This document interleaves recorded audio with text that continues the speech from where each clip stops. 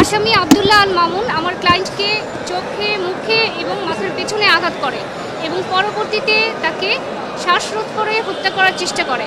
তাকে যে এই মারধর করেছে এটা আপনারা সবাই দেখেছেন। এই মারধরের ফলে উনি খুবই অসুস্থ হয়ে পড়েন এবং পরবর্তীতে কুর্মিটোলা জেনারেল হসপিটালে উনি ট্রিটমেন্ট নেন। সেখানকার মেডিকেল রিপোর্ট আসার পরে এদিকে উনি কমপ্লেইন করেন থানায় এবং থানায় এটাকে এফআইআর হিসেবে লজ করে, পুলিশ তদন্ত করে এবং তদন্ত করে বিগত 31/1/2024 তারিখে তদন্ত রিপোর্ট জমা দেয় এবং কোর্ট আমলে নেয়। আজকে এই মামলার 4 শুনানির দিন ছিল। আসামি তার ডিসচার্জ অ্যাপ্লিকেশনের হিয়ারিং করেছে এবং আমরা বাদী পক্ষে 4 শুনানির জন্য বিজ্ঞ আদালতে শুনানি করেছি এবং শুনানিতে আমরা এই ঘটনার প্রাথমিক সত্যতার বিষয়ে উপস্থাপন করেছি। আমাদের প্রাইমা ফেসি কেস এস্টাবলিশ হয়েছে এবং ঘটনার প্রাথমিক সত্যতা পেয়েই কিন্তু এই তদন্ত রিপোর্ট জমা দিয়েছে পুলিশ এবং আমরা এমসিও আদালতকে, বিজ্ঞ আদালতকে দেখিয়েছি।